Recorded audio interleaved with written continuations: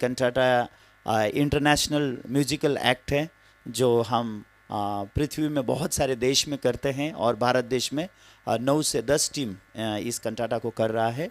तो मैं आशा करता हूँ इस कंटाटा के द्वारा आपका मन आनंदित हो।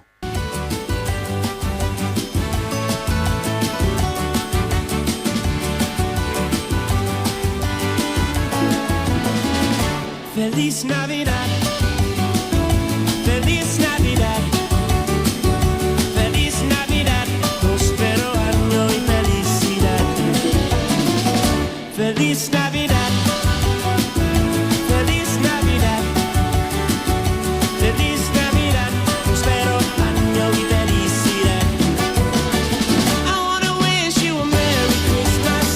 I wanna wish you a Merry Christmas. I wanna wish you a Merry Christmas from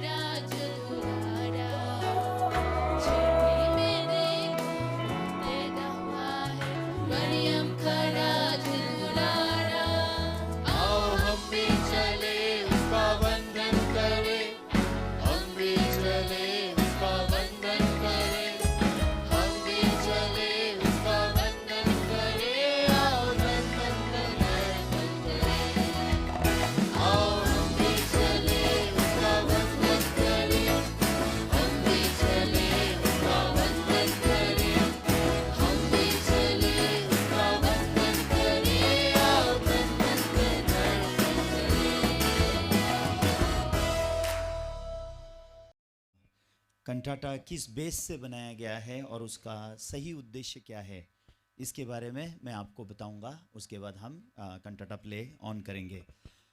मैं बाइबल में से मत्ती उसका पहला अध्याय 21, 22 और 23 वचन पढ़ूंगा। वह पुत्र जनेगी और तू उसका नाम यीशु रखना, क्योंकि वह अपने लोगों का उनके पापों से उद्धार करेगा। यह सब इसलिए हुआ कि जो वचन प्रभु ने भविष्यवक्ताओं के द्वारा कहा था वो पूरा हो। देखो, ये कुंवारी गर्भवती होगी और वो पुत्र जनेगी और उसका नाम इम्मानुएल रखा जाएगा, जिसका अर्थ है परमेश्वर हमारे साथ। परमेश्वर जिसने आकाश और पृथ्वी की सृष्टि की, वो सृष्टिकर्ता परमेश्वर, वो पवित्र परमेश्वर है। और वो परमेश्वर जिसने आकाश और पृथ्वी की सृष्टि की और हम सब मानव जात को बनाया, हम मानव जात पापी बन गए, ऐसे बाइबल में लिखा हुआ है।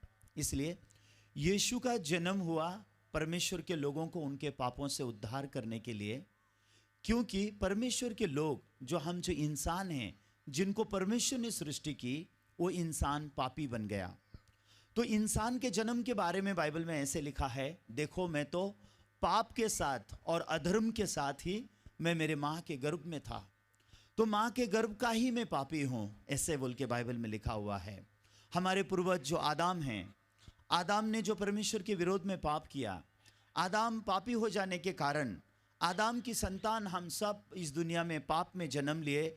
और इसलिए हमको कितना भी सिखाया जाए कि तुम पाप मत करो, इंसान सब जानते हैं कि पाप करने से वो नरक में जाएंगे। इंसान जानते हैं कि पाप अच्छा चीज़ नहीं है, फिर भी इंसान पाप करता है। उसका कारण क्या है? क्योंकि वो इंसान पाप में जन्मा है, इसके लिए उसको पाप पर जीतने की शक्ति नहीं है। तो इंसान दूसरे इंसान को बोलता है, एक झूठ बोलने वाला इंसान दूसरे इंसान से कहता है झूठ मत बोलो। तो जब मैं छोटा था तो मेरी माँ ने मुझे सिखाया, बेटा तुम पाप करोगे तो तुम नरक में जाओगे। तो मैंने माँ से पूछा, माँ पाप क्या है? तो माँ ने कहा झूठ बोलना पाप है, चोरी करना पाप है, गलत प्रकार की चीज़ें ये पाप है। तो मैं चाहता था कि मैं झूठ ना बोलूं, लेकिन जब मैंने अपने आप को देखा, मैं 1 घंटे के अंदर अपने आप को पाया मैं झूठ बोलता हूं। तो उस दिन से मैंने इंसानों से पूछना शुरू किया, क्या आप झूठ बोलते हैं? क्या आप झूठ बोलते हैं? क्या आप झूठ बोलते हैं? मैंने मेरे जीवन के 25 साल की उम्र तक यही पूछते हुए मैं घूमता था, क्या आप भी झूठ बोलते हो क्या? क्या आपसे भी पाप होता है क्या? क्या आप भी पाप करते हो क्या? तो मेरे मन में हमेशा ऐसा सवाल रहता था, अगर पाप नहीं करने से इंसान स्वर्ग में जाता है तो इंसान ऐसा है ही नहीं कि जो पाप ना करे, तो फिर स्वर्ग कौन जाएगा? क्या सभी इंसान नरक में जाएंगे क्या? ऐसे अनगिनत सवाल मेरे मन में हमेशा ऐसे जन्म लेते थे, मेरे मन में आते थे। तो इंसान के बारे में हमारा जो सृष्टिकर्ता परमेश्वर है वो अच्छे से जानता है। वो क्या जानता है? इंसान की सृष्टि के बारे में जानता है। ईश्वर जानता है कि ये इंसान ये पाप में जन्मा है, इसलिए ये पाप करता है।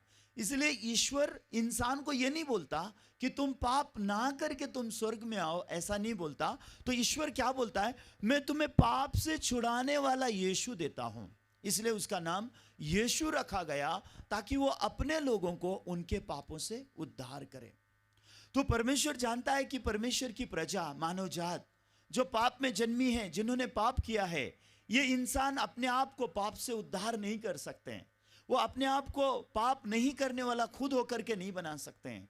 वो अपने आप को पाप से धो के मुक्ति दिला के स्वर्ग में जाने के योग्य नहीं बना सकते हैं। इसलिए परमेश्वर ने इंसान से आशा नहीं किया, परमेश्वर ने मनुष्य से आशा नहीं किया। परमेश्वर ने अपने पुत्र यीशु को इस संसार में भेजा और उसका नाम यीशु दिया। बोला तुम जाओ और ये जगत को उनके पापों से उद्धार करो। इसलिए जब हम ये वचन को मत्ती के पहले अध्याय के पहले वचन में 21 वचन में पढ़ते हैं, वहां पे लिखा है वो पुत्र जनेगी, उसका नाम यीशु रखा जाएगा, वो अपने लोगों को उनके पापों से उद्धार करेगा। और उसके बाद दूसरे 23 वचन में ऐसे लिखा हुआ है कि वो इम्मानुएल कहलाएगा, जिसका अर्थ है परमेश्वर हमारे साथ है। तो वो पवित्र परमेश्वर जिसने हम इंसानों को बनाया, वो परमेश्वर हमारे साथ रहना चाहता है। वो हमारी प्रार्थना सुनना चाहता है, वो हमारी मदद करना चाहता है, वो हमें स्वर्ग की शांति देना चाहता है, इस पृथ्वी में खुशी देना चाहता है। लेकिन हम इंसान पाप के कारण परमेश्वर से अलग हो गए। तो हम अकेले पाप में तड़पते हैं ऐसा नहीं है, परमेश्वर भी हमारे बिना तड़पता है। क्यों? क्योंकि वो हमारा पिता है, वो हमारा सृष्टि करता है। उसने हमको इसलिए बनाया ताकि वो और हम साथ चल सकें। उसने हमको इसलिए बनाया कि वो हमारा पिता कहलाए और हम उसके संतान कहलाएं, और वो हमारे साथ चले, हमें अनुग्रह दे, हमें आशीष दे, हमारे जीवन को चलाए। इस पृथ्वी में जो कुछ परमेश्वर ने बनाया वो सब कुछ परमेश्वर ने हमारे लिए बनाया, लेकिन परमेश्वर ने हमको अपने लिए बनाया। लेकिन हमको जब परमेश्वर ने अपने लिए बनाया, ये पृथ्वी का हर चीज हमारे लिए है। अगर आप देखोगे सूर्य, चांद, तारे, ये पृथ्वी की जितनी भी चीजें, कोई पेड़ पौधा, ये खाने की चीजें, ये पृथ्वी में जितनी भी चीजें परमेश्वर ने सृष्टि की है, ये सब कुछ परमेश्वर ने हमें नजर रखते हुए किया है, हमारे लिए बनाया है। लेकिन हमको परमेश्वर ने अपने लिए बनाया है। परमेश्वर ने अपने लिए बनाया ताकि हम और परमेश्वर एक मन हो सके, हम परमेश्वर का वचन सुन सके, परमेश्वर की शांति पाएं, परमेश्वर का आनंद पाएं, और परमेश्वर हमारे द्वारा इस पृथ्वी में ईश्वर को प्रकट करना चाहता था। इसलिए जिन लोगों के पास ईश्वर के वचन पहुंचते हैं, बाइबल में ऐसे लिखा है कि तुम ईश्वर हो, ऐसा मैंने तुमसे कहा। ऐसे बाइबल में लिखा हुआ है कि जिनके पास ईश्वर का वचन पहुंचता है, जिनके दिल में ईश्वर का वचन प्रवेश कर जाता है, वो इंसान ईश्वर के साथ एक मन होता है। वो अभी इंसानी तरीके से नहीं जीता, वो ईश्वरीय तरीके से जीता है। इंसानी सोच पर विश्वास करके नहीं जीता, वो ईश्वर के पवित्र वचन पर भरोसा करके जिंदगी जीता है, जिसको बाइबल में इम्मानुएल कहा गया है। इम्मानुएल का अर्थ होता है ईश्वर हमारे साथ। तो वो पवित्र ईश्वर हमारे साथ रहने के लिए सबसे पहले जरूरी था हमें पापों से उद्धार करे। अगर वो हमें पाप से नहीं छुड़ाएंगे, अगर हम पाप में ही रह जाएंगे, तो वो पवित्र परमेश्वर हमारे साथ नहीं रह सकता। तो वचन में ऐसे लिखा है कि जब तक हमारे पास पाप है, हम कितना भी प्रार्थना करें, परमेश्वर हमारी प्रार्थना नहीं सुनेंगे। और वचन में ऐसे लिखा है कि मैं बहरा नहीं हूं कि मैं तुम्हारी प्रार्थना ना सुन सकूं, मेरा हाथ छोटा नहीं कि मैं तुम्हें उद्धार ना कर सकूं, लेकिन तुम्हारे और मेरे बीच में जब तक पाप है, तब तक मैं तुम्हारी प्रार्थना नहीं सुन सकता, मैं अपना हाथ आगे बढ़ा के तुम्हें मदद नहीं कर सकता। ऐसे परमेश्वर अपना हृदय प्रकट करते हैं। तो परमेश्वर जानते हैं कि पाप की वजह से हम और परमेश्वर अलग हो गए। परमेश्वर जानते हैं कि पाप की वजह से हम सिर्फ ईश्वर से अलग हो गए, ऐसा नहीं है। पाप की वजह से इंसान नरक में जा रहा है, पाप की वजह से इंसान अनंत काल के नरक में चला जाएगा। ये परमेश्वर अच्छी रीति से जानते हैं। इसलिए परमेश्वर जो हमारे सृष्टि करता है, जिन्होंने नरक को बनाया है दुष्ट शैतान के लिए और उसके दूतों के लिए, लेकिन उस नरक में इंसान पाप की वजह से जा रहा है, ये परमेश्वर का सबसे बड़ा दुख है। इसलिए परमेश्वर अपने लोगों को उस पाप से बचाने के लिए, उस नरक से बचाने के लिए परमेश्वर ने यीशु को इस दुनिया में भेजा। इसलिए ये दुनिया में यीशु का जो जन्म है बहुत ही महत्वपूर्ण है। वैसे ही आपके दिल में भी यीशु का जन्म बहुत महत्वपूर्ण है। अगर आपके दिल में यीशु का जन्म नहीं होगा तो आपका भी दिल पाप की शक्ति से स्वतंत्र नहीं होगा। आप खाली पाप ना करने की कोशिश करेंगे, अच्छा जीवन जीने की कोशिश करेंगे, मैं पाप ना करके स्वर्ग में जाऊंगा, ऐसा निर्णय तो करेंगे, लेकिन आप पाप किए बिना नहीं रह सकेंगे। और अंत में आपके मन में क्या होगा? हाँ, शायद मैं स्वर्ग जाने के लायक नहीं हूं, शायद स्वर्ग मेरे लिए नहीं है, हाँ मैं तो पाप करता हूं, मैं तो पापी इंसान हूं, मुझे तो नरक जाना ही होगा।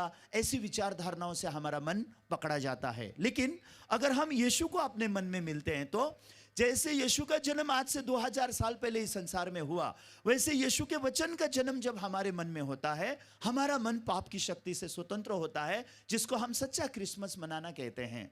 तो सच्चा क्रिसमस मतलब एक आनंद के बारे में बता रहा है। ये कौन सा आनंद है? पाप से छूटने का आनंद है, पाप से मुक्ति पाने का आनंद है। ये आनंद मतलब कुछ खाना खाने का आनंद नहीं है, कुछ कपड़े पहनने का आनंद नहीं है, या फिर इस संसार में हमने कुछ फटाके लगा लिए, या कुछ लाइट लगा लिया, या हमने अच्छे कपड़े पहन लिए, या फिर हमने एक दूसरे के लिए कुछ अच्छे खाना बना के दे दिए। इस प्रकार के आनंद के बारे में क्रिसमस नहीं बताता है। क्रिसमस का आनंद, यीशु के जन्म का आनंद मतलब क्या है? मेरे दिल में वो यीशु ने जन्म लेना, जो यीशु मेरे लिए ये दुनिया में आया ताकि मुझे पाप से मुक्ति दे। तो पुराने नियम में कैसे परमेश्वर इंसान को पापों की क्षमा देते थे, उसके बारे में मैं थोड़ा सा आपको वीडियो के द्वारा बताऊंगा, ताकि ये कंटाटा आप समझ सको।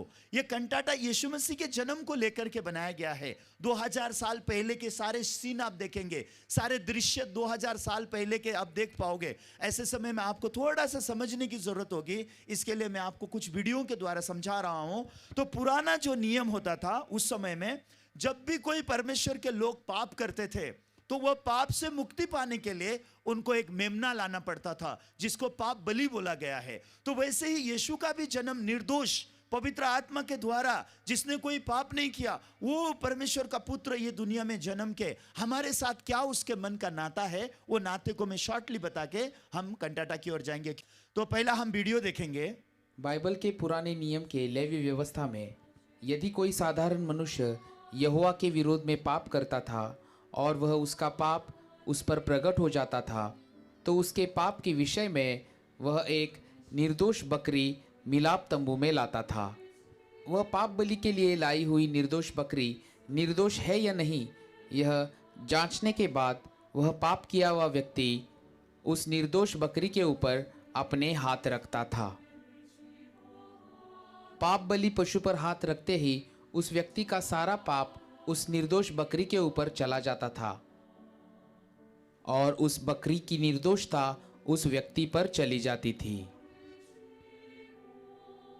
उसके बाद वह याजक उस पाप बलि पशु को वेदी के सामने बलिदान करता था और उसका लहू वेदी के सींगों पर लगाता था। उस वेदी के सींगों पर वह लहू इसलिए लगाया जाता था क्योंकि बाइबल में यिर्मयाह के 17 अध्याय के 1 वचन में लिखा है, यहूदा का पाप लोहे की टाँकी और हीरे की नोक से लिखा हुआ है, वह उनकी हृदय रूपी पट्टियाँ और उनकी वेदियों के सींगों पर भी खुदा हुआ है। इस तरह से वह पाप बलि पशु वेदी पर अर्पण किया जाता था और वह पाप किया हुआ व्यक्ति पापों से निर्दोष होकर मिलाप तंबू से बाहर निकल जाता था।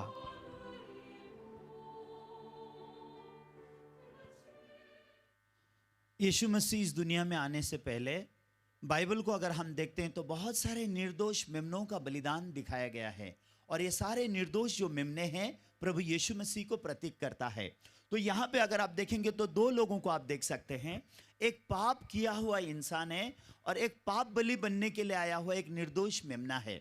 लेकिन वो निर्दोष मेमना ऐसे ही बलिदान नहीं हो सकता, वो निर्दोष मेमना वो पापी के लिए ऐसे ही मर नहीं सकता। इसके लिए परमेश्वर ने क्या वहाँ पे प्रक्रिया बनाई है, वो निर्दोष मेमना जब आएगा, वो इंसान जो पाप किया हुआ इंसान है अपने हाथ उस निर्दोष मेमने पर रखेगा, तब उसके पाप उस निर्दोष मेमने पे चले जाएंगे और निर्दोष मेमने की निर्दोषता उस पापी पे आ जाएगा और वो मेमने को बलिदान होना पड़ेगा और उस मेमने की मृत्यु और उसके लहू के द्वारा उसके पापों की क्षमा होती थी। और ये निर्दोष मेमना यीशु का प्रतीक है। तो ये यीशु मसीह इस दुनिया में पवित्र आत्मा से जन्म लेंगे और यीशु मसीह जो निर्दोष परमेश्वर का मेमना उसको कहा गया, वो मेमने के ऊपर कैसे हमारे पाप गए उसके बारे में मैं थोड़ा सा आपको वीडियो के द्वारा बताऊंगा, उसके बाद हम आगे बात करेंगे। तो जैसे आप जानते हैं कि यीशु मसीह का जन्म पवित्र आत्मा के द्वारा चरनी में हुआ, पवित्र आत्मा के द्वारा हुआ। वो निर्दोष निष्कलंक परमेश्वर का मेमना वो चरनी में जन्म लिया। क्यों? लिखा है अपने लोगों को उनके पापों से छुड़ाने के लिए वो जन्मा। बाइबल में लिखा है वचन देह बना। वचन के द्वारा परमेश्वर ने सब कुछ बनाया, लेकिन वचन देह क्यों बना? हमें पापों से छुड़ाने के लिए। दूसरा कोई उद्देश्य नहीं है यीशु ये दुनिया में आने का, दूसरा कोई अर्थ नहीं था। परमेश्वर जो वचन है, जिसने वचन के द्वारा सब कुछ को निर्माण किया, वो वचन को देह धारण करके दुनिया में आने की जरूरत क्यों पड़ी? क्योंकि देह में उसको पाप उठाना था। इसलिए पहले पत्रस में लिखा है उसने हमारे पाप अपनी देह पर उठा के वो क्रूस पर चढ़ गया, ऐसे लिखा है। उसको क्रूस का मृत्यु मिला गया। क्यों? क्योंकि उसका पाप, जगत का पाप वो अपने देह पर लेकर के वो बलिदान के द्वारा इंसान को छुड़ाना चाहता था। इसलिए उसका जन्म हुआ चरनी में, निर्दोष पवित्र आत्मा के द्वारा वो जन्मा। उसने कोई पाप नहीं किया, लेकिन एक दिन जगत का पाप हरण करने वाला परमेश्वर का मेमना उसे कहा गया है। तो हम एक एक करके देखेंगे कि कैसे यीशु एक दिन यूहन्ना बपतिस्मा दाता के पास जाते हैं। तो वो समय था जब यीशु मसीह इस दुनिया में थे। तो उस समय में यूहन्ना बपतिस्मा दाता नाम का एक परमेश्वर का सेवक था। ये लोगों को प्रचार करता था, मन फिराओ और आने वाले पर विश्वास करो। मतलब वो जानता था कि यीशु मसीह आ रहे हैं इंसान को पापों से छुड़ाने के लिए। इसलिए यूहन्ना बपतिस्मा दाता के बारे में लिखा है स्त्रियों में से जो जन्मे उनमें सबसे श्रेष्ठ कहा गया है।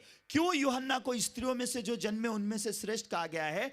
क्योंकि यूहन्ना की जिम्मेदारी क्या थी? जगत का पाप वो यीशु मसीह को देने का जिम्मेदारी यूहन्ना बपतिस्मा दाता को परमेश्वर के द्वारा दिया गया है। इसलिए यूहन्ना बपतिस्मा दाता यीशु के बारे में गवाही देता है है, ये देखो परमेश्वर का मेमना जो जगत का पाप उठा के लेके जाता है। तो यूहन्ना जब गवाही दे रहे थे और यूहन्ना जब लोगों को बपतिस्मा दे रहे थे, एक दिन अचानक यीशु मसीह यूहन्ना के पास आते हैं। यीशु मसीह ने कोई पाप नहीं किया, यीशु मसीह में कोई पाप नहीं था। यीशु मसीह अचानक यूहन्ना के पास आते हैं और कहते हैं, यूहन्ना मुझे बपतिस्मा दो। ये वो समय है, यीशु मसीह के पास सभी धार्मिकता है और यूहन्ना के पास जगत का पाप देने का जिम्मेदारी परमेश्वर के द्वारा है। और यीशु यूहन्ना के पास आते हैं, मुझे बपतिस्मा दो। उस समय में यूहन्ना नहीं समझ पा रहा है पूरी रीति से। तो यूहन्ना पूछता है, मुझे तो आपसे बपतिस्मा लेना था, लेकिन आप मेरे पास क्यों आए हो? ऐसे आपस में बातचीत होते हैं। तो यूहन्ना बपतिस्मा दाता बोलता है, नहीं प्रभु, आप तो पवित्र ईश्वर हो, आप तो पवित्र आत्मा से जन्मे हो, आप में तो कोई पाप नहीं है, आपने तो कोई पाप नहीं किया, फिर मैं कैसे आपको बपतिस्मा दे सकता हूं? क्यों?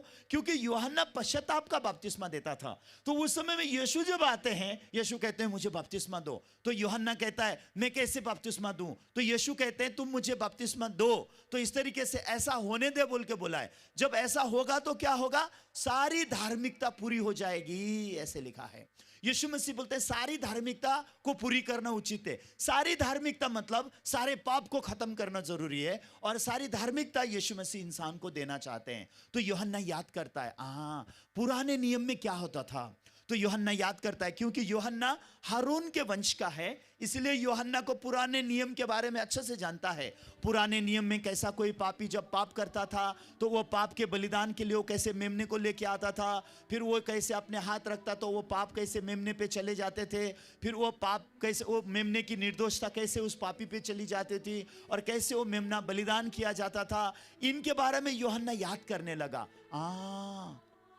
जब कोई पापी को पाप से क्षमा पाना होता था, एक मेमना आता था, वो मेमने के सर पर हाथ रखा जाता था, वो उसका पाप मेमने पे चला जाता था और मेमने की निर्दोषता उस व्यक्ति पे चली जाती थी। इस प्रकार से उद्धार का काम पूरा होता था। इस प्रकार से एक पापी इंसान निर्दोष होता था। जब यूहन्ना ने याद किया उस तरीके से, तब यूहन्ना को पता चलता, ये परमेश्वर का मेमना है, ये यीशु मसीह पवित्र आत्मा से जन्मा हुआ है, मुझे उसके ऊपर हाथ रख के मुझे जगत का पाप उसके ऊपर देना होगा।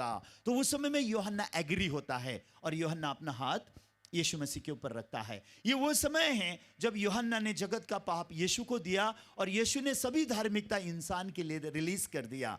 उस समय बाइबल में लिखा है, जब यीशु पानी में बपतिस्मा लेके ऊपर आते हैं तो बाइबल में लिखा है स्वर्ग खुल जाता है। तो ये वो समय है परमेश्वर, एक समय था स्वर्ग बंद होने का, एक समय था स्वर्ग खुलने का, एक समय था एक मनुष्य आदम के द्वारा पाप जगत में आया, और एक समय था आखिरी आदम जिसे यीशु मसीह कहा गया है, यीशु मसीह के द्वारा पाप जगत का ले लिया गया। तो पहले दिन जब यूहन्ना ने यीशु को इस तरीके से बपतिस्मा दिया, उसके बाद दूसरे दिन यूहन्ना यीशु के बारे में गवाही देना शुरू करते हैं। क्यों? क्योंकि अभी जगत का पाप यीशु के पास आ गया, जगत के लोग धार्मिकता प्राप्त किए, सभी मनुष्यों को धार्मिकता दी गई और जगत का पाप यीशु मसीह को जिम्मेदारी दिया गया। तो उस समय से दूसरे दिन बाइबल में ऐसे लिखा हुआ है कि यूहन्ना चिल्ला चिल्ला के लोगों को बोलने लगा, ये देखो परमेश्वर का मेमना जो जगत का पाप उठा के लेके जाता है। Behold the Lamb of God who takes away the sin of the world। तो ये परमेश्वर का मेमना है। यूहन्ना अकेला ऐसा आदमी है जिसने यीशु को मेमना बोला है। यूहन्ना एक अकेला ऐसा परमेश्वर का दास है जो यीशु को पॉइंट आउट करके कहता है, ये देखो ये परमेश्वर का मेमना है, और इसने एक पाप अपने ऊपर नहीं उठाया है, एक जन का पाप नहीं उठाया, एक समाज या एक जाति का पाप नहीं उठाया, एक ट्राइब का पाप नहीं उठाया। ये वो है जो जगत का पाप उठाने वाला परमेश्वर का मेमना। तो सारे मानव जात का पाप जब यीशु ने अपने ऊपर उठाया, उस समय से यूहन्ना ने गवाही देना शुरू की। उसके बाद यीशु को पाप की सजा चुकाने के लिए कलवरी के क्रूस पे जाना था। यीशु मसीह को क्रूस पे जाके मरना जरूरी था, क्योंकि पाप की सजा मौत है और खून बहाए बिना पापों की क्षमा नहीं होती। तो यीशु मसीह जब जर्नी करते हैं, तो यीशु मसीह की जर्नी में यीशु वो 3.5 साल का यीशु का सेवकाई है। यीशु मसीह क्रूस पर मरने से पहले 3.5 साल की सेवकाई में यीशु मसीह लोगों को मिलते रहे, और जब भी यीशु मसीह लोगों को मिले क्या कहा? पुत्र तुम्हारे पाप क्षमा हो गए, पुत्र तुम्हारे पाप क्षमा हो गए। लोग समझ नहीं सकते थे, अरे हमने तो पाप क्षमा मांगा ही नहीं, तुम क्यों आके बोल रहे हो कि तुम्हारे पाप क्षमा हो गए? लोग समझ नहीं पा रहे थे यीशु ने ऑलरेडी उनके पाप अपने ऊपर ले लिए हैं। ये एक्चुअली यीशु के जन्म लेने का सही उद्देश्य था। तो यीशु मसीह का जन्म हुआ हमें हमारे पापों से छुड़ाने के लिए। क्यों? क्योंकि उसका कारण रोमियो के 3 अध्याय के 23 वचन में लिखा है।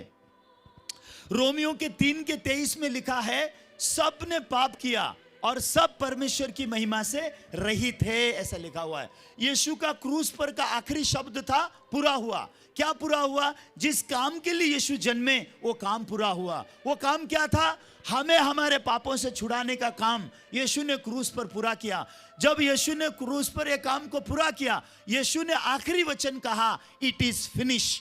यीशु ने कहा यह पूरा हुआ, क्योंकि यीशु मसीह को एक काम पूरा करना था। यीशु मसीह एक काम को पूरा करने के लिए दुनिया में जन्मे। उन्होंने पवित्र आत्मा के द्वारा जन्म लिया ताकि लोगों को पाप से छुड़ाया जा सके। क्यों? क्योंकि बाइबल में रोमियो के 3 अध्याय के 23 वचन में लिखा है, सब ने पाप किया है और सब परमेश्वर की महिमा से रहित है। और रोमियो के 3 अध्याय के 24 वचन में ऐसे लिखा है, परमेश्वर के अनुग्रह से इस छुटकारे के द्वारा जो मसीह यीशु में है, सेंत मेंत लोग धर्मी ठहराए जाते हैं। यहाँ पे 2 काम दिखता है, एक इंसान जिसने पाप किया, दूसरा यीशु जो बलिदान हुआ। इंसान ने पाप किया, यीशु इंसान के पाप के लिए बलिदान होके उनको मुफ्त में धर्मी बनाया। परंतु परमेश्वर हम पर अपने प्रेम की भलाई इस रीति से प्रकट करता है कि जब हम पापी थे तब मसीह हमारे लिए मरा। तो ये वचन में लिखा है परमेश्वर के प्रेम के बारे में। पहली चीज, परमेश्वर हम सबको प्यार करते हैं। उस प्यार में यीशु मसीह जन्मे हैं हमें पापों से छुड़ाने के लिए। लेकिन यीशु का मरने का समय लिखा हुआ है, परंतु परमेश्वर हम पर अपने प्रेम की भलाई इस रीति से प्रकट करते हैं कि जब हम पापी थे तब मसीह हमारे लिए मरा। तो ये जब हम पापी थे मतलब ये पास्ट टेंस है, मतलब हम पापी थे, अभी पापी हैं ऐसा नहीं है। हम पापी थे, हम पापी थे, लेकिन जब हम पापी थे तब मसीह हमारे लिए मरा। मैं प्रभु का सेवा करने के बाद प्रभु मेरे लिए मरा ऐसा नहीं है। मैं बाइबल कॉलेज करने के बाद प्रभु मेरे लिए मरा ऐसा नहीं है। मैं पास्टर बन गया इसके लिए प्रभु मेरे लिए मरा ऐसा नहीं है। मैं चर्च जाना शुरू किया इसके लिए प्रभु मेरे लिए मरा, नहीं, ऐसा नहीं है।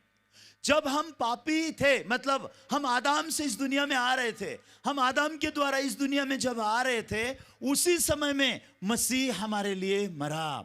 तो परमेश्वर का प्रेम यह है, क्या है कि परमेश्वर अपनी भलाई को हम पे प्रकट करना चाहता है। परमेश्वर बोलना चाहता है मैंने तुम्हारे लिए भलाई की है, मैंने तुमसे प्रेम किया है। मैं जब तुम पापी थे तब मैंने मेरे पुत्र को इस दुनिया में भेजा, क्योंकि यीशु 2000 साल पहले ये दुनिया में आए और यीशु का जन्म हुआ हमें पापों से छुड़ाने के लिए। इसलिए लिखा है जब हम पापी थे तब मसीह हमारे लिए मरा। और उसके बाद अगर रोमियो के 5 अध्याय के 9 वचन में अगर आप देखते हैं, रोमियो के 5 के 9 में लिखा है, अतः जबकि अब हम उसके लहू के कारण धर्मी ठहरे तो उसके द्वारा परमेश्वर के क्रोध से क्यों ना बचेंगे। यहां पे जो परमेश्वर का क्रोध बताया जा रहा है ये नरक के बारे में बताया जा रहा है। और यहां पे लिखा है कि अतः जबकि हम अब उसके लहू के कारण धर्मी ठहरे, तो यीशु की मृत्यु के कारण हमारे पाप की सजा मौत खत्म हो गई और यीशु के लहू के कारण हमारे पाप धोए गए और हमको धर्मी बनाया गया। सच में ये परमेश्वर का प्रेम परमेश्वर हमारे दिल में बोना चाहता है। ये वचन सच में बाइबल में लिखा हुआ है, लेकिन मुझे लंबे समय तक मालूम नहीं था। मैं कई साल कलीसिया गया, मैं पास्टर बन के जिंदगी जिया, मैंने मिशनरी बन के जिंदगी जिया, मैंने बहुत सेवकाई की, मैंने बहुत बाइबल कॉलेज किया, लेकिन मेरे मन की गहराई में हमेशा क्या रहता था, हे परमेश्वर मुझ पापी पे दया कर, हे परमेश्वर मेरे पाप क्षमा कर दे, हे परमेश्वर मेरे पाप धो दे। क्योंकि मैं पास्टर होने के नाते इतना जानता था पापी आदमी स्वर्ग नहीं जाएगा, ये मैं जानता था। दूसरा बात है मैं जानता था कि इंसान के पाप यीशु के खून से धुलते हैं, ये मैं जानता था, लेकिन यीशु के लहू से मेरे पाप धोए गए हैं ये बात मुझे मालूम नहीं थी। तो उसकी वजह से मेरा मन पाप के अंदर बहुत साल तक पीड़ित रहा। बहुत साल में चर्च में जाता, प्रार्थना करता। मैंने निरंतर परमेश्वर से कहा, परमेश्वर आप मेरे पाप क्षमा कर दीजिए, परमेश्वर मेरे पाप धो दीजिए, परमेश्वर मुझे भी स्वर्ग की खुशी दीजिए, परमेश्वर मुझे भी स्वर्गीय शांति दीजिए। मैंने बहुत समय परमेश्वर से ऐसी प्रार्थना की, लेकिन मुझे समझ में नहीं आता था परमेश्वर मेरे पाप क्षमा करेंगे तो मुझे कैसे समझ में आएगा। तो एक दिन तो मैं 17 घंटा में परमेश्वर के आगे प्रार्थना कर रहा था। 17 घंटा में परमेश्वर के आगे प्रार्थना करने के बाद, 5 साल मैंने पास्टरीय सेवाकाई करने के बाद मेरी दशा ऐसी थी कि मैं मरूंगा तो मैं नरक ही जाऊंगा, ये डर से मैं स्वतंत्र नहीं हो पा रहा था। तो एक दिन 17 घंटा प्रार्थना करने के बाद जब मैं परमेश्वर के आगे ऐसे बेहोशी की हालत में पड़ा हुआ था, मेरे मन में एक सोच आया, परमेश्वर मेरे पाप क्षमा करेंगे तो मुझे कैसे समझ में आएगा, अगर क्षमा नहीं करेंगे तो मुझे कैसे समझ में आएगा, मैं कैसे स्वर्ग जा सकता हूं। ऐसे बहुत सवाल मेरे मन में थे। तो उस दौरान में परमेश्वर ने मेरे मन को खोला और मत्ती के 25 अध्याय में अगर आप देखेंगे तो वहां पे लिखा है, धर्मी लोग स्वर्ग के राज्य में सूर्य के समान चमकेंगे। तो बाइबल में साफ लिखा है, धर्मी स्वर्ग के राज्य में सूर्य के समान चमकेंगे, पापी अनंत दंड भोगेंगे। तो मुझे यह समझ में आता था मैं पक्का अनंत दंड भोगूंगा। क्यों? क्योंकि मैं पाप में जन्मा हूं, मैंने पाप किया है, मैं अनंत दंड भोगूंगा। लेकिन मेरे मन में सवाल यह था, अगर सबने पाप किया है, अगर सब लोग पापी है, तो एक पापी धर्मी कैसे बनता है? एक पापी धर्मी कैसे बनता है? यह सवाल से मैं बहुत साल जूझा और मैं रियली बहुत साल जूझते जूझते उस समय में परमेश्वर ने मुझे ये कंटाटा से मिलने दिया था। ये कंटाटा को जब मैं मिला, वो समय में ये कंटाटा को जब मैं मिला, वो समय में मैंने ऐसे ही, आप लोग जैसे आज यहाँ आए हुए हैं, मैं भी यहाँ ऐसे ही आकर के मैं वचन सुन रहा था। ये वचन परमेश्वर ने मुझे समझाया, ये वचन परमेश्वर ने मेरे दिल में बो दिया। ये वचन क्या कहता है? अतः जबकि अब हम उसके लहू के कारण धर्मी ठहरे, तो उसके द्वारा परमेश्वर के क्रोध से क्यों ना बचेंगे? तो परमेश्वर का प्यार क्या है? परमेश्वर ये जानते हैं कि वो हम लोग पाप में जन्मे हैं, हम सब ने पाप किया, ये बात परमेश्वर पक्का जानते हैं। परमेश्वर जानते हैं पाप नहीं करके अगर स्वर्ग आना है तो एक भी जन स्वर्ग में नहीं आएगा, परमेश्वर जानते हैं। इसलिए परमेश्वर ने पापों से छुड़ाने वाले यीशु को भेजा। हमें हमारे पापों से छुड़ाने वाले यीशु ने ये दुनिया में जन्म लिया, जिसको हम क्रिसमस बोल के मनाते हैं। यीशु मसीह का जन्म इस संसार में हुआ किस लिए? हमें हमारे पापों से छुड़ाने के लिए। और वो यीशु ने जगत का पाप अपने ऊपर उठाया। उसने एक पाप, दो पाप या 10 पाप या 100 पाप नहीं, उसने जगत के सारे मानव जात, आदम से लेकर के आखिरी मनुष्य तक जो इस दुनिया में आएगा, सारे मानव का जात पाप यीशु ने अपनी देह पर उठाया और वो देह को क्रूस पर बलिदान कर दिया। देह हुआ किस लिए? पाप उठाने के लिए। और देह को क्या कर दिया? क्रूस पे बलिदान कर दिया। उसके द्वारा क्या हुआ? क्रूस पर से जो लहू बहाया गया, उसके द्वारा उसने हमको उसके लहू के कारण धर्मी बना दिया। तो हम परमेश्वर के क्रोध से क्यों ना बचेंगे? उस दिन मेरे मन में परमेश्वर के वचन की ज्योति प्रवेश हुई। उस दिन से मैं सच्चा क्रिसमस मना रहा हूं। आज ये सारा कंटाटा करके हम पूरा नॉर्थ ईस्ट घूमते हैं, हम रात भर ट्रैवल करते हैं, सुबह हम पहुंचते हैं, सारा सेटअप तैयार करते हैं, ये बच्चे लोग सारा दिन काम करते हैं और शाम को ये क्वायर करते हैं, डांस करते हैं। अभी परफॉर्मेंस करेंगे आपके सामने और उसके बाद परफॉर्मेंस खत्म होने के बाद पूरा सेटअप निकाल के 4-5 घंटे में ट्रक में भरेंगे। फिर उसके बाद हम यहाँ निकल से फिर से हम कल नागालैंड में जाकर के ये प्रोग्राम करते हैं। मैंने ये जिंदगी जीने बहुत खुशी से मैं जीता हूं। इसलिए मैं ये नहीं करता हूं कि मुझे कोई जबरदस्ती करता है। मैं ये इसलिए नहीं करता हूं कि सच में इसके द्वारा मुझे कोई लाभ होता है। मैं ये इसलिए करता हूं क्योंकि जो प्यार मैंने पाया है और जो परमेश्वर का सत्य जो मैंने जाना है, जो छुटकारा जो मैंने पाया है, ये छुटकारा दूसरों तक पहुंच सके, कि सच में लोगों को समझे कि परमेश्वर का प्यार क्या है। परमेश्वर का प्यार यही है कि जब हम पापी थे तब मसीह हमारे लिए मरा और उसके वचन में लिखा है कि अब हम उसके लहू के कारण धर्मी ठहरे, तो उसके द्वारा अब परमेश्वर के क्रोध से क्यों ना बचेंगे।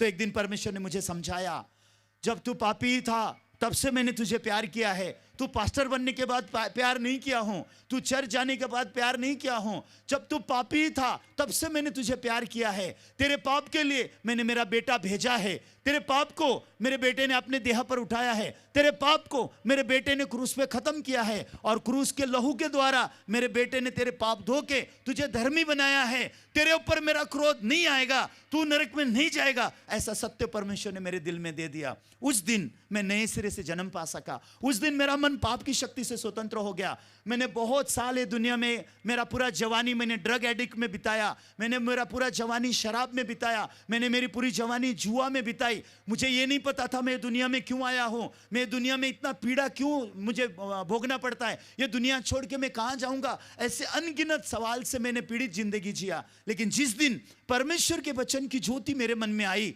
मुझे पता चला जब मैं पापी था तब परमेश्वर ने मुझे प्रेम किया है, जब मैं पापी था तब मसीह मेरे लिए मरा है, और उसके लहू के द्वारा उसने मेरे पाप को धोकर उसने मुझे धर्मी बनाया है, और मेरे ऊपर अभी परमेश्वर का क्रोध नहीं आएगा। उस दिन मेरा हृदय परिवर्तन हुआ, मेरा आत्मा परिवर्तन हुआ, और नए हृदय से, नई आत्मा से आज मैं प्रभु के प्रेम को बांट रहा हूं। मैं सच में आशा करता हूं आपका मन इस कंटाटा के दौरान उस प्यारे प्रभु के नजदीक आ जाए। वो प्रभु जो आपके लिए जन्मा, वो प्रभु जो आपको पापों से छुड़ाया, वो प्रभु जिसने अपने खून से आपके पाप धोए हैं, वो प्रभु जो आपके लिए खुद बलिदान हुआ है, और वो प्रभु अपने खून से आपको धर्मी बनाया है। उसको मत बोलो प्रभु मेरा पाप धो दे, विश्वास करो उसके लहू ने आपके पाप को धो दिया है। उसको मत बोलो प्रभु मुझे धर्मी बना दे, अब विश्वास करो कि उसने आपको धर्मी बना दिया है। ये इस कंटाटा के द्वारा प्रभु हमसे बोलना चाहता है। हमारे पवित्र स्वर्गीय पिता परमेश्वर, आपको धन्यवाद देते हैं। यहाँ पे आज आपके प्यारे लोग सब इकट्ठे हुए हैं जो आपको प्यार करते हैं, और जिनको आपने प्यार किया है, और जिनको आपने प्यार करके अपना इकलौता बेटा उनको दे दिया है, और आपके बेटे ने उनका पाप अपनी देह पर उठाकर, वो देखो परमेश्वर का मेमना जो जगत का पाप उठा के लेके जाता है, वो मेमना जिस दिन उसने जगत का पाप उठाया था उस दिन उसने हमारे भी सारे पाप अपने देह पर उठा लिए थे, और उस पाप को उसने क्रूस पर खत्म कर दिया, क्योंकि वो अल्फा और ओमेगा परमेश्वर है, वही आदि है और वही अंत है। वो जानता है हमारा आदि और वो जानता है हमारा अंत, वो जानता है हमारा जन्म और वो जानता है हमारे मृत्यु, और उसने जगत के सारे पापों को अपने देह पर लेके उसको क्रूस पे खत्म करके अपने लहू से उसने हमको धर्मी बनाया है। प्रभु यहाँ पे जो आपके बच्चे यहाँ पे आज आए हैं, सारे बच्चों के दिल में आपकी आवाज सुनाई देने दीजिए, आपका वचन उनके दिल में प्रवेश करने दीजिए, आपका मन और उनका मन आपस में बह सके, अपने प्यारे परमेश्वर के सामने उनका मन खुल के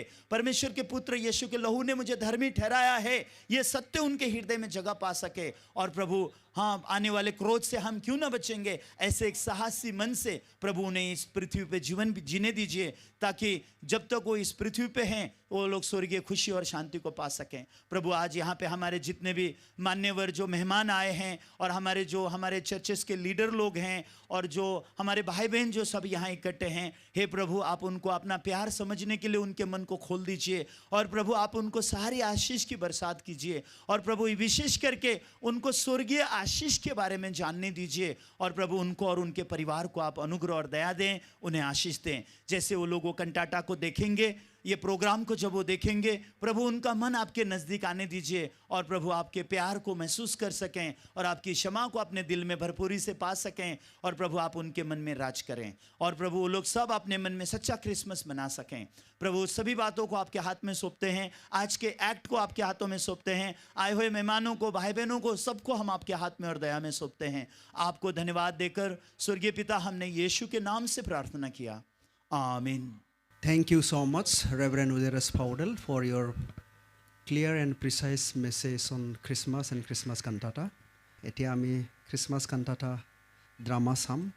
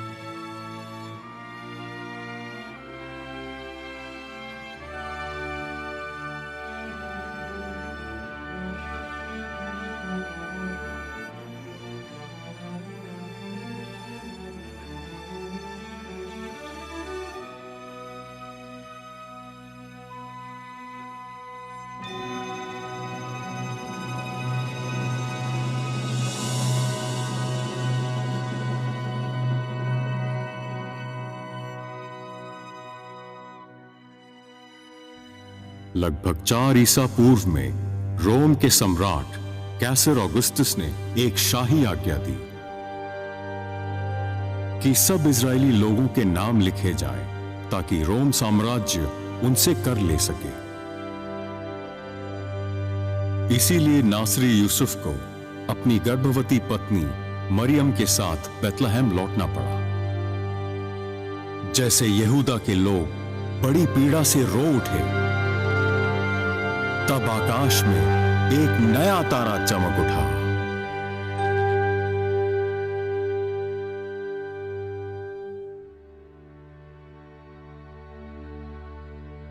वो क्या है? कैस्पर, मिल्कियार, वहां देखो।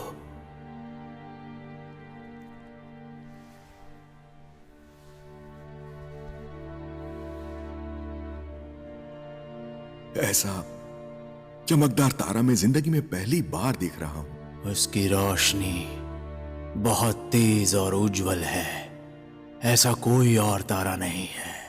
रुको, क्या ये मुमकिन है?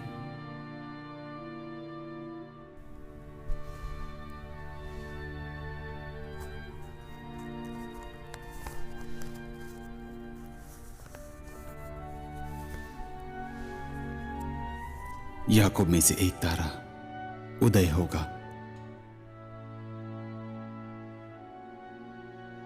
और इज़राइल में से एक राजदंड उठेगा।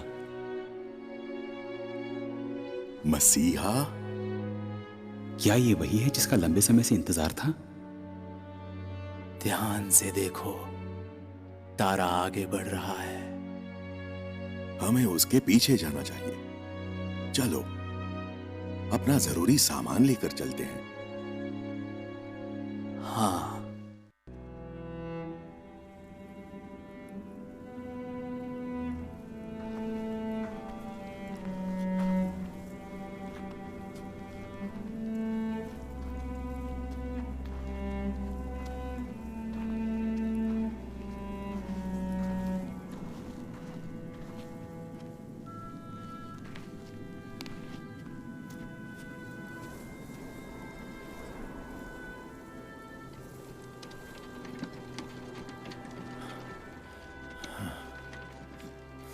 सुनिए ना, हमारे पास बस इतना ही पानी बाकी है।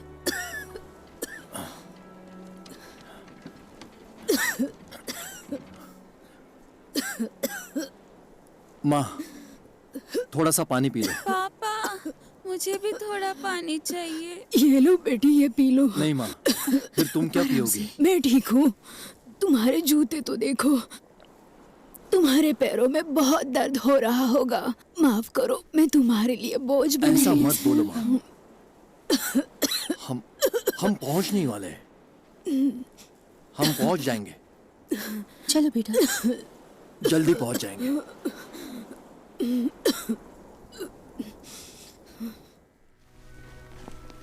अगला कौन है? तुम्हारा नाम और ठिकाना? मेरा नाम याफेत है, यहूदा के गोत्र से। आगे बढ़ो।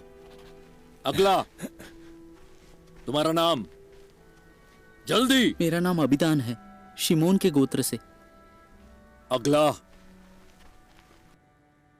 हाय हो इन पर, हम पर इतना अत्याचार करके आखिरी कौड़ी तक छीन रहे हैं। बात समझो कर, असली समस्या नहीं है। हम किसी भी वक्त मारे जा क्या हो रहा है? तुम्हारे घिनौने मुंह से क्या कहा तुमने? माफ कर दीजिए, मैंने कुछ नहीं कहा, सच में। तो चुप रहो और आगे बढ़ो। सुनो, अपनी जबान संभालो। हम भला कर भी क्या सकते हैं? पता है। सीधे आगे बढ़ते रहो। यूसुफ, सूरज ढलने से पहले क्या हमें कोई कमरा मिल सकता है? चिंता मत करो, बस थोड़ी देर बाद ही हम बेथलेहम पहुंच जाएंगे।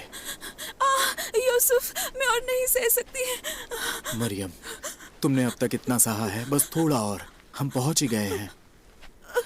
जल्दी। माफ कीजिए, मेरी पत्नी को दर्द हो रहा है। तो क्या तुम्हें ही मदद की जरूरत है? सब तकलीफ में है। अरे बेटी, तुम इस हालत में यहाँ तक आई हो। सुनो, उसे हमारी मदद की जरूरत है। हमारे आगे जाओ। धन्यवाद। आपका भला हो।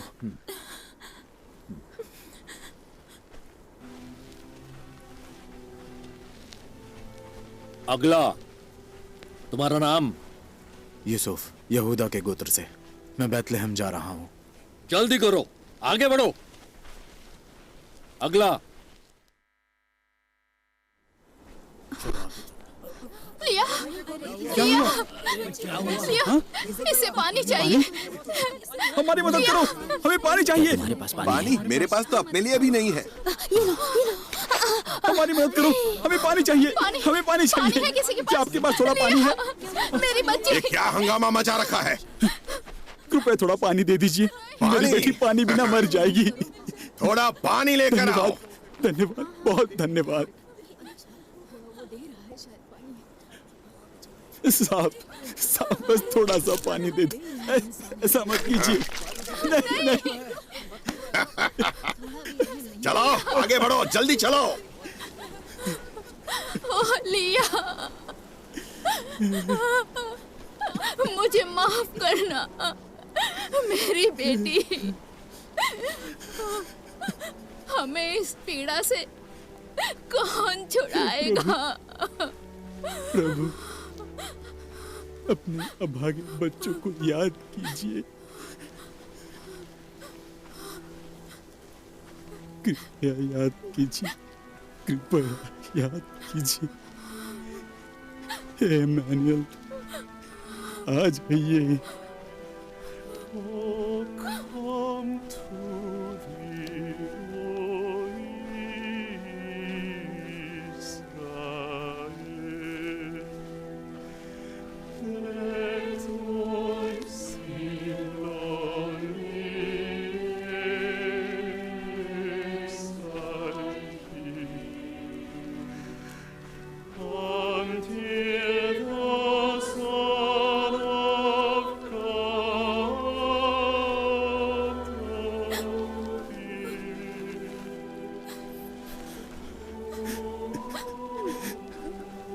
हे प्रभु, आप कब आओगे?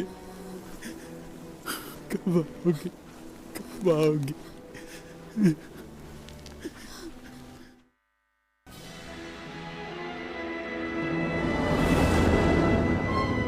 महाराज की जय हो। महाराज हेरोदेस की जय हो।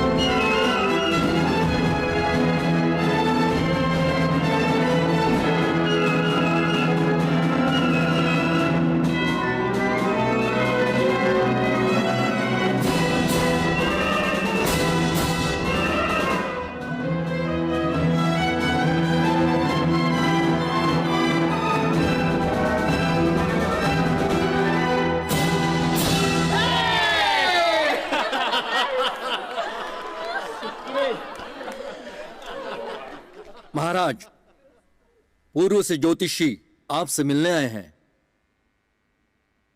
पूर्व के ज्योतिषी? मेरे जन्मदिन पर लेकर आओ उन्हें। जो आज्ञा। ओ आदरणीय ज्योतिषियों, यहां कैसे आना हुआ? क्या यहूदियों के राजा के तौर पर जन्मा हुआ यही है? उसे दंडवत करने के लिए हम पूर्व से उस तारे का पीछा करते आए हैं। तारे का पीछा करते हुए? हाँ, एक तारा जो मसीहा के जन्म का इशारा देता है। वो तारा हमें यहां लाया है। क्या हम उस बालक से मिल सकते हैं? बालक? शास्त्री, इसका क्या अर्थ है? क्या ऐसी कोई बात दर्ज है? हे बेथलेहम, तू जो यहूदा के प्रदेश में है, तू किसी भी रीति से यहूदा के अधिकारियों में सबसे छोटा नहीं, क्योंकि तुझमें से एक अधिपति निकलेगा जो मेरी प्रजा इज़राइल की रखवाली करेगा।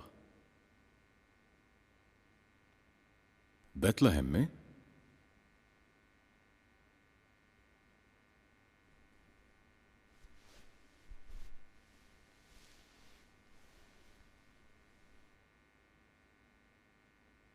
महान ज्योतिषियों, जिस बालक को तुम खोज रहे हो वो यहां नहीं है। बेथलेहम जाओ और जब वो मिल जाए तो मेरे पास आना ताकि मैं उसे नमन करूं। जी महाराज।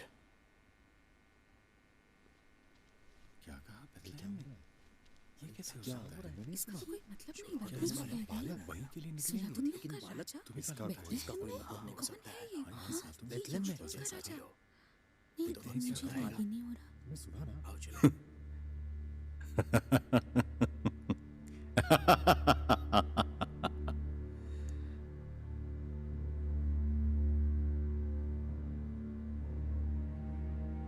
यहूदियों का राजा, यहूदियों का राजा।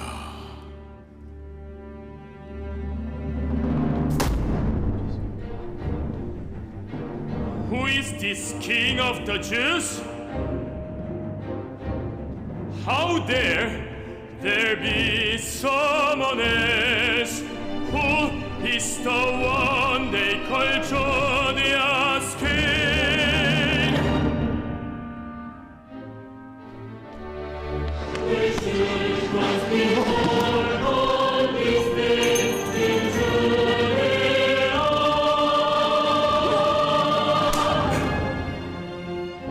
Bethlehem, go and search zealously for the child. Show me so I may come and worship him myself. Go, find him now.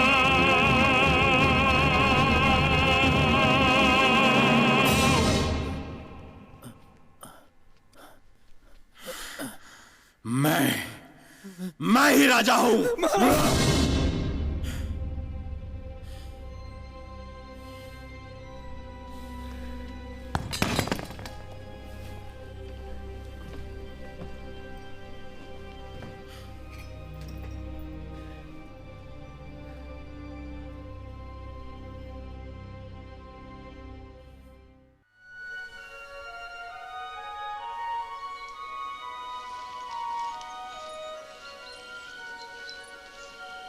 तारा अच्छी तरह से आगे बढ़ रहा है।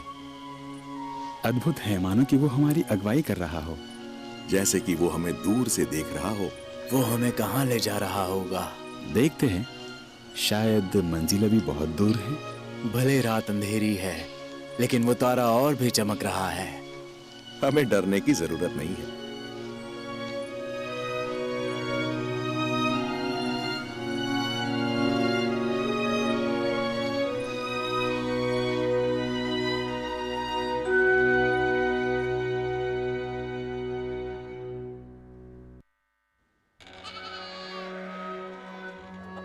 ये है बेथलेहम के सबसे बेहतरीन फल। आओ और खरीदो बेथलेहम के बेहतरीन फल। असल में ये नया है, मैंने अभी अभी बनाया है। नहीं, इतना पर्याप्त नहीं होगा। ये छोटा वाला? बिल्कुल, अभी कर देती हूँ। बहुत बहुत धन्यवाद। देवियों और सज्जनों, अंजीर की टोकरी सिर्फ 2 आने में। मटके ले लीजिए, यही मिलेंगे सुंदर मटके।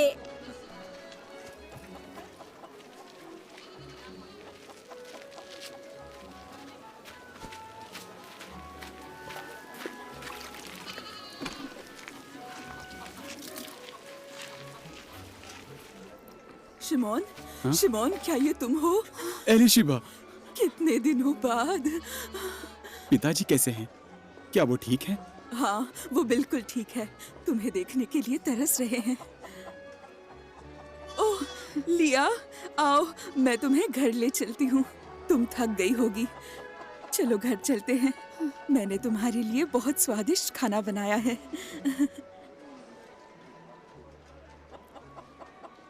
इतने से में अब क्या होगा? शालोम राहेल। हाँ? ये लो। धन्यवाद सारा। क्या तुमने सुना? सब कहते हैं पर्व के बाद कर फिर भरने से? वाला है। पिछले साल भी बड़ी मुश्किल से भरा था। याद है ना, पिछली बार आंद्रेयाज ने कर नहीं भरा तो उसे गिरफ्तार कर लिया था। इतना ही नहीं, मीरियम की बेटी को भी उठा कर ले गए। सुनो, यदि हमें जिंदा रहना है तो हमें ज्यादा पैसे कमाने होंगे। आशर ने अपने 2 कमरे किराए पर हाँ, दे भी दिए हैं। आशर तो देगा ही। वो सिर्फ पैसे कमाने में लगा है, जैसे कि पैसा ही सब कुछ है। वो तो पैसों का लालची सुअर या है। शायद बहुत होशियार है। मुझे भी ऐसा करना चाहिए। आशिर जी, शलोम। हे गोबर, मेरे भाई का नाम गोबर नहीं है, उसका नाम यूहन्ना है। हे छोटे गोबर, चुप कर। मेरा ऊन ये लीजिए। रुको, बस इतना ही? पक्का सब लाए हो? जी हाँ। नहीं, नहीं, ये काफी नहीं है। लेकिन आशिर जी, इतना ही था। इसकी तो कोई कीमत नहीं बनती। मुझे किसी और को काम पे रखना होगा। माफ कर दीजिए, अगली बार ज्यादा लेके आऊंगा। अगर मेरे लिए काम करना चाहते हो तो मुझे धोखा देने की कोशिश मत करना।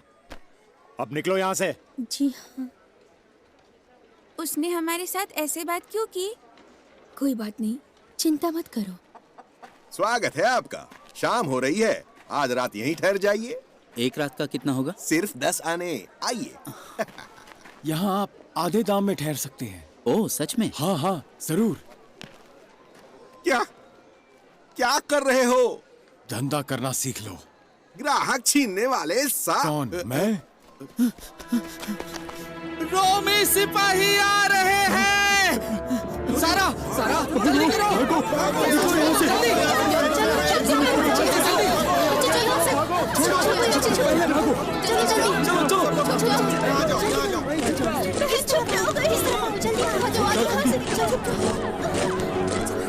रास्ते से हटो।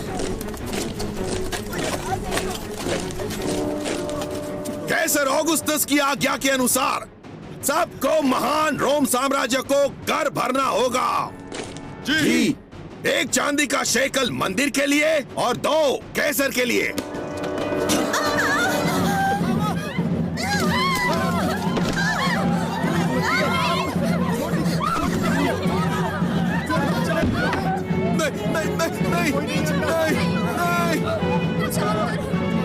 दया करो, हम पर दया करो। और अपने घर के लोगों के लिए भी कर भरो। और तुम? मैं अपने घर में अकेला रहता हूँ। वो देखो, वो लोग वहाँ छुपे हैं। लेकर आओ। छोड़ो मुझे। सारा, नहीं, नहीं। मेरे पास बस यही है। मुझे अपने परिवार को भी संभालना है। तो अपनी जमीन बेच दो। कुछ मत छोड़ना, सब कुछ ले लो। नहीं, नहीं, सारा। बस इतना ही। मेरी बेटी बीमार है। इसके पास और क्या है? ढूंढो। ऐसा मत करो। इसे लेकर जाओ। अगला। कृपा कीजिए, छोड़ो। कृपा करके मुझे छोड़ दीजिए। मेरे पास बस इतना ही है। तुम्हारी हिम्मत कैसे हुई? पिताजी, पिताजी, पिताजी, आप ठीक तुम यहाँ क्या कर रही हो? आप ठीक हो? लड़की को ले लो। नहीं, नहीं, छोड़ो मेरे बेटी को। पिताजी, छोड़ो मेरे बेटी को। पिताजी, राहेल, छोड़ दो उसे।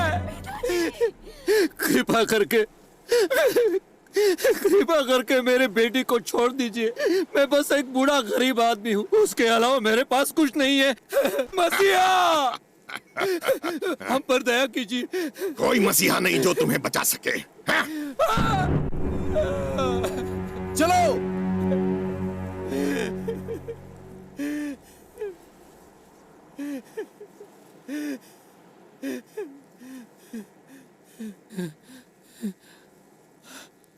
आ जाओ,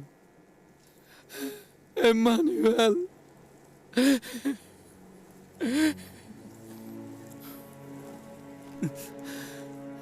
आ जाओ इमानुएल।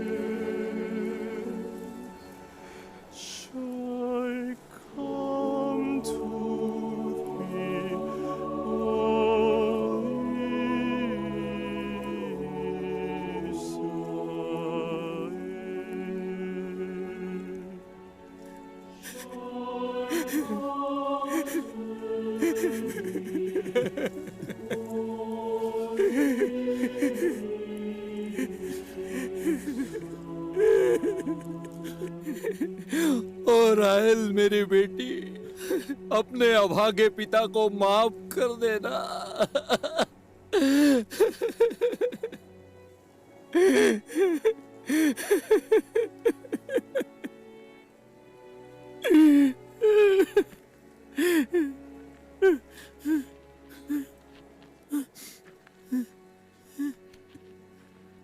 राहेल,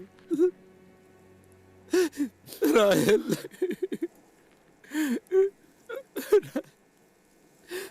उठिए।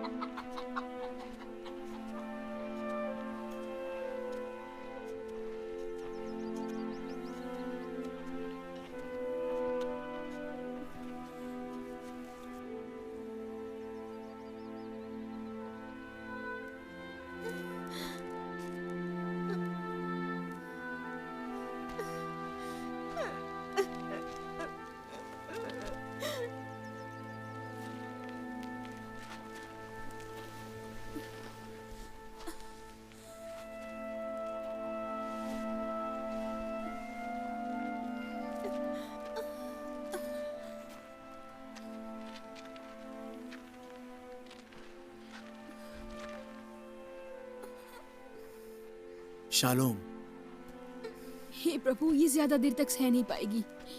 क्या किराए पर कोई कमरा मिल सकता है? वहाँ पर एक सराया है, लेकिन पता नहीं उनके पास खाली कमरे हैं या नहीं। धन्यवाद। मरियम, यहीं पर रुको।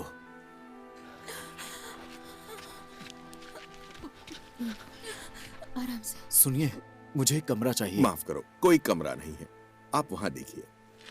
माफ करना, क्या आपके पास कोई कमरा है? अभी तुमने बहुत देर कर दी। बस एक कमरा, हमारी मदद कीजिए। मैंने कहा ना, हमारे पास कोई कमरा नहीं। क्या कर रही हो? जल्दी। श्रीमान, क्या चाहिए? आज रात के लिए किराए पर कोई कमरा मिल सकता है? क्या ये तुम्हें सराया दिखाई देता है? रुकिए, रुकिए, रुकिए। श्रीमान सुनिए, मेरी पत्नी की हालत बहुत खराब है। माफ करो, मैं कुछ नहीं कर सकता। कृपया कहा ना माफ करो। हमारी मदद कीजिए। हटो मेरे रास्ते से।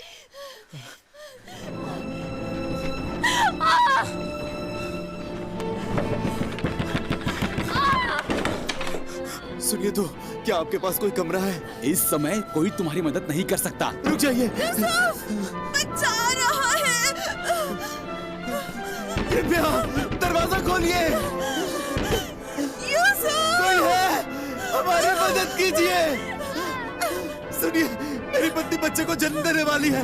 मालिक, बताया ना, मेरे पास कोई कमरा नहीं है। मुझे आपकी मदद चाहिए, मेरी पत्नी बच्चे को जन्म देने वाली है। निकल जाओ यहाँ से। ये दरवाजा बंद ऐसा मत कीजिए, सुनिए। गंदी नाली के कीड़े, निकल यहाँ से।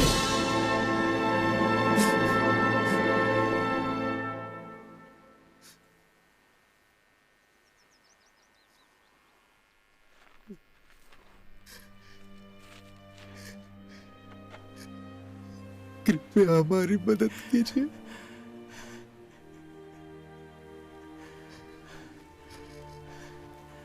सराय के पीछे एक भेड़शाला है, वहां जा सकते हो।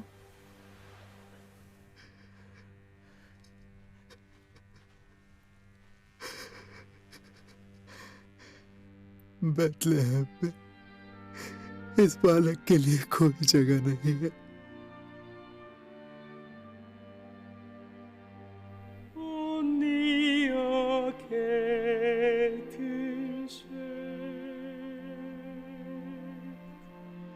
No home on this earth for the dear Son of God, nowhere to lay his head.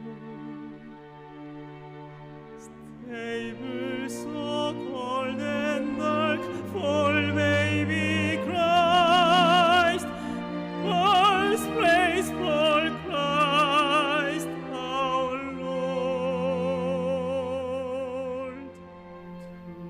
Today He's seeking a place in your heart. Will you still say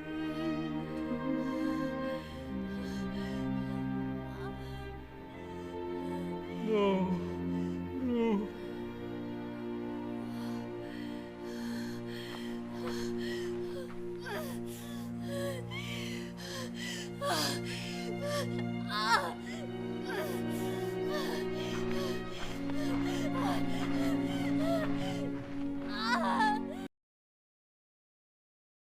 यूहन्ना, तुम्हारा गांव का सफर कैसा रहा? दादाजी, बाजार में बहुत लोग थे, बड़े बड़े फल थे, बहुत स्वादिष्ट लग रहे थे। अच्छा, हाँ, यूहन्ना मुझे फिर ले जाने वाला है। बहुत बढ़िया यूहन्ना। यूहन्ना, क्या हम में से बहुत बदबू आती है? हम तो भेड़ों के बीच में ही जीते हैं, फिर बदबू तो आएगी ना। कोई बात नहीं फिलिपुस। एक गडरिया था, बिल्कुल तुम्हारी तरह फिलिपुस। वो एक छोटा गडरिया था जो शेर और भालू से लड़ने जितना काफी बहादुर था। वो बहादुर गडरिया कौन था? वो राजा दाऊद था। दादाजी, इसका मतलब राजा दाऊद से भी गोबर की बदबू आती होगी ना? हाँ, बिल्कुल। पर दाऊद से परमेश्वर प्यार करता था। वो मुझसे भी प्यार करता है। हाँ हाँ, सही है, सही है। परमेश्वर हमारे लिए मसीहा भेजेगा। मसीहा? वाह, आज रात आसमान में बहुत सारे तारे हैं।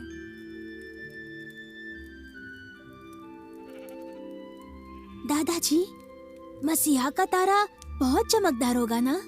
सही कहा, तुम बहुत होशियार हो। मुझे नींद आ रही है।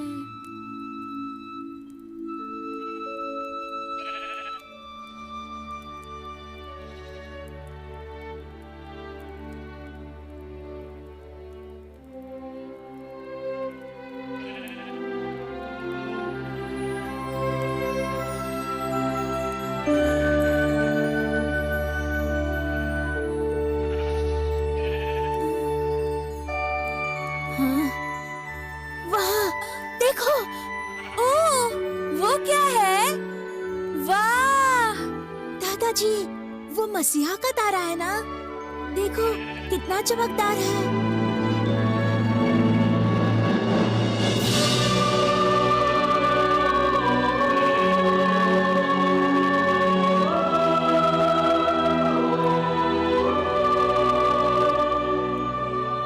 आज दाऊद के नगर में तुम्हारे लिए एक उद्धारकर्ता जन्मा है और यही मसीह प्रभु है। और इसका तुम्हारे लिए ये पता है कि तुम एक बालक को कपड़े में लिपटा हुआ और चरनी में पड़ा पाओगे। आकाश में परमेश्वर की महिमा और पृथ्वी पर उन मनुष्यों में जिनसे वे प्रसन्न हैं शांति हो।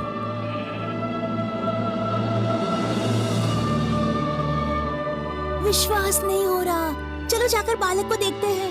मसीहा, तुम सच में आ गए। दादाजी, ये लीजिए आपकी छड़ी। चलो चलते हैं।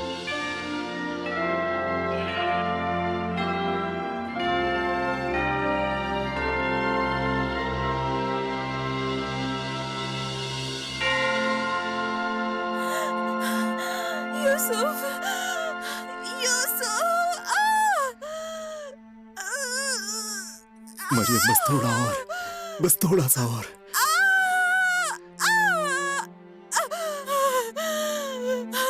परमेश्वर, कृपा करना।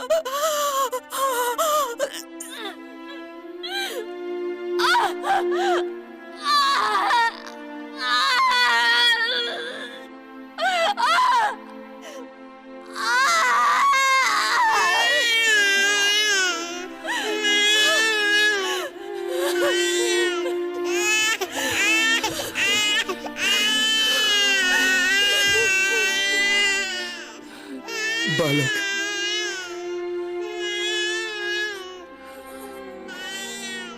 परमेश्वर,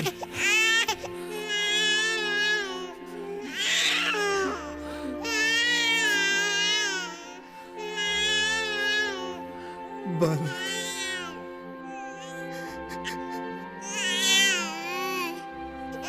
परमेश्वर, धन्यवाद।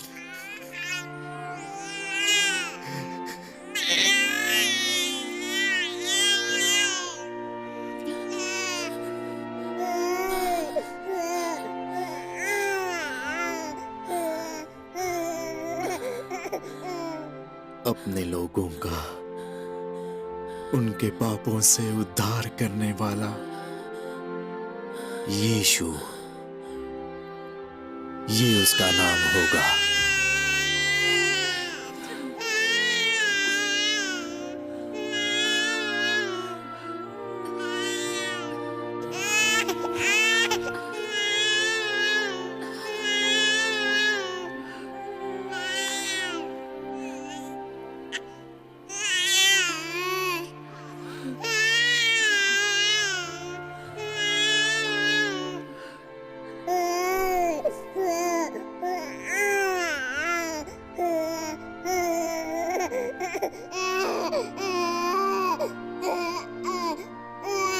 देखो, वो वहाँ पर है। यूहन्ना, यूहन्ना, मेरे लिए रुको। कहीं ये सपना तो नहीं? बिल्कुल नहीं, जल्दी करो। यूहन्ना, यूहन्ना। हाँ, यहाँ पर है। यहाँ तो सच में एक बालक जन्मा है।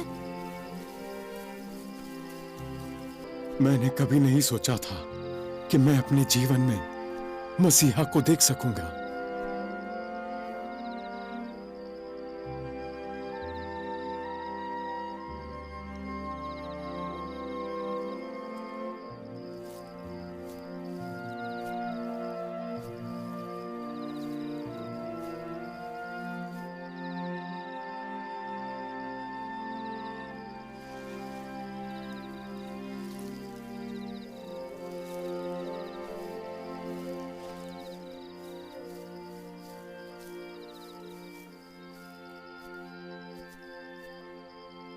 बालक का नाम यीशु है। कितना सुंदर नाम है।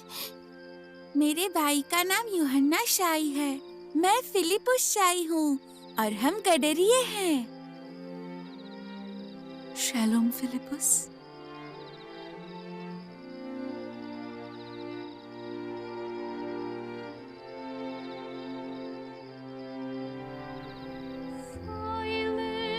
Silently sleeps the whole world in the rest in this peace. Tonight,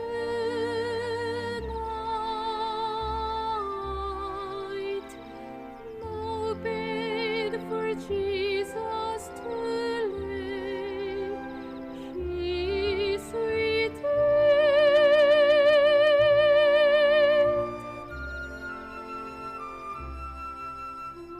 Jesus laid in a manger so cold.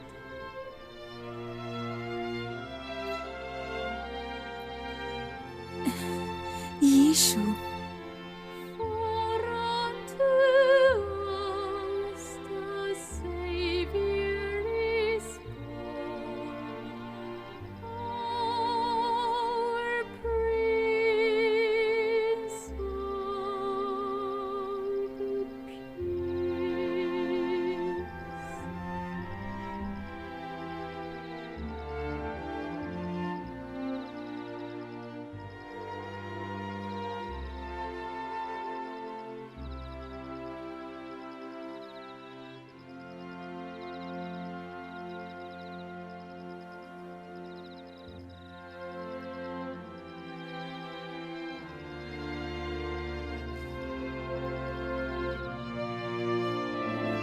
दादाजी, मैं गांव में जा रहा हूँ।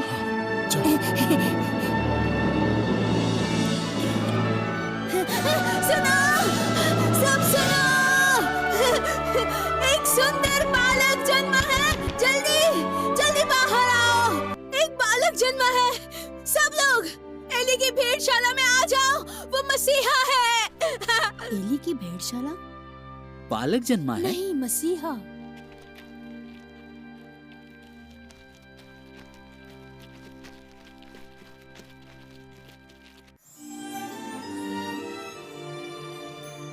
We three kings of Orient are, bearing gifts with ever so far. Field and fountain, moor and mountain, following yonder star.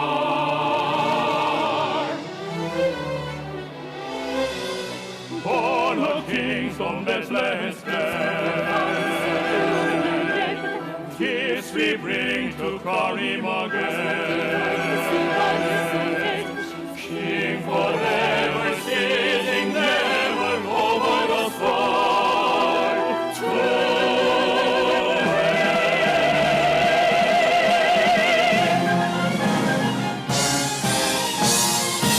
Glorious now beholding our eyes, King and God and sacrifice. Hallelujah, hallelujah, sounds through the earth and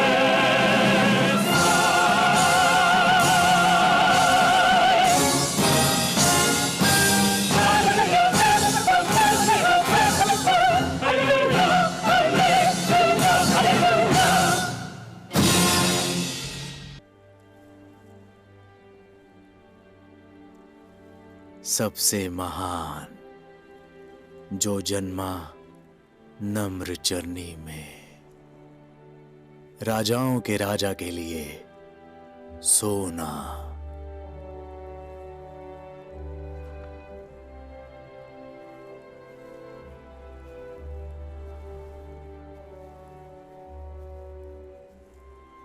पवित्र याजक के लिए ये लोबान।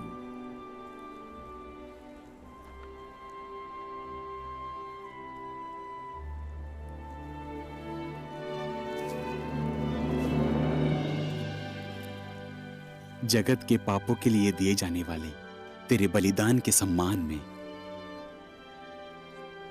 मैं ये गंधरस चढ़ाता हूं।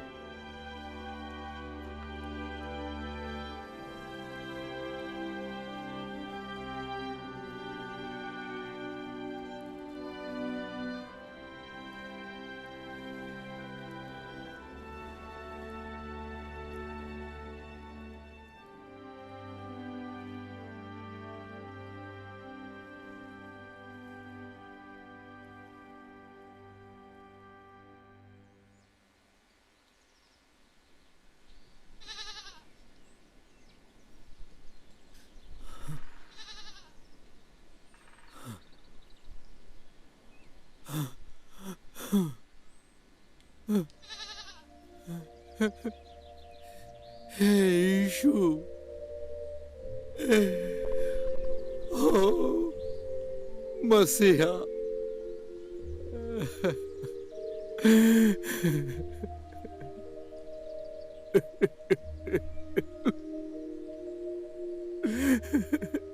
सोचो तो, हमारे गांव में ऐसा चमत्कार। क्या वो सच में मसीहा है? आपने कल रात वो तारा नहीं देखा? उस तारे की रोशनी सच में यहीं पर चमकी थी। मसीहा हमारे गांव में जन्मा है। अब मैं सबसे ज्यादा आनंदित स्त्री हूँ। दादी माँ, कितना सुंदर है। इतना लंबा समय तारे का पीछा करके आखिरकार हमने मसीहा को देख ही लिया। हम कितने मूर्ख थे कि उसे महल में ढूंढने गए। हमने कभी नहीं सोचा कि वो एक भेड़शाला में जन्मेगा। सही बात। यीशु, ये मेमना आपके लिए।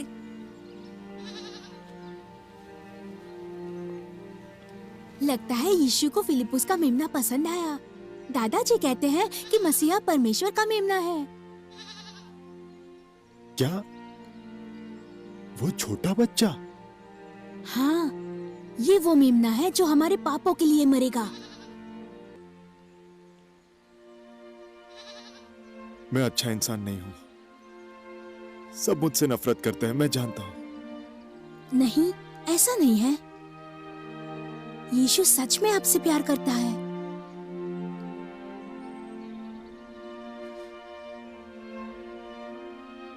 वो कितना छोटा सा है, कितना सुंदर है, सच में।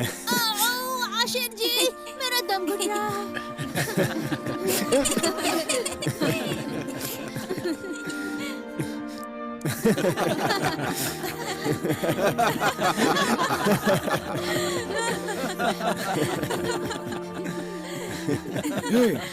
तुम सब मेरे भेड़शाला के सामने क्या कर रहे हो?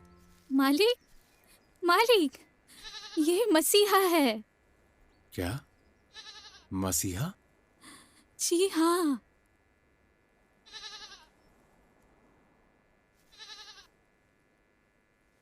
ओह, मसीहा। ओह, लेकिन कैसे? हमारे गांव बेथलेहम में, मेरी भेड़शाला में। अरे मैं नहीं, वो बालक है। बालक? कल रात जो आया था, माफ कीजिए, मुझे पता नहीं था। रुको, एस्टर, ये लड़की कहाँ गई? एस्टर! जी मालिक। तुम क्या कर रही हो? जल्दी जाओ, सबसे बेहतरीन कमरा तैयार करो। लेकिन मालिक, अभी तो कोई कमरा खाली नहीं है। तो इन्हें मेरा कमरा दे दो। जी मालिक। वो अभी-अभी सोया है। सही कहा तुमने, वो अभी सोया है। यीशु भी भेड़शाला में जन्मा, जिसमें से गोबर की बदबू आती है। चाहे हम सब गंदे और भद्दे क्यों ना हो, यीशु हमारे पास आया है।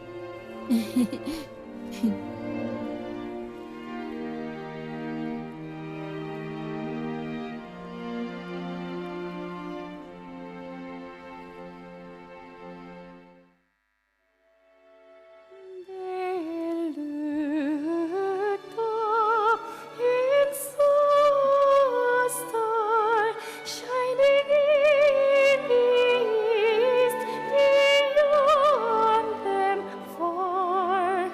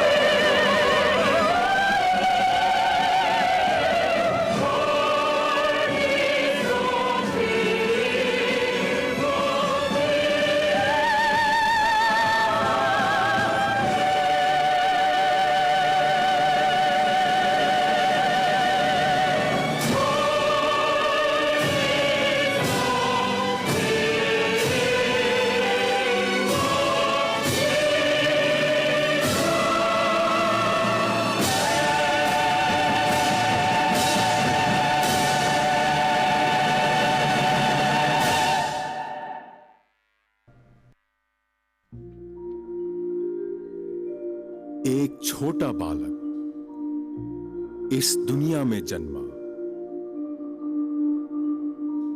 क्रूस पर चढ़ाया गया, कब्र में से जी उठा, हमारे साथ हमारे मनों में एक चमकते तारे के समान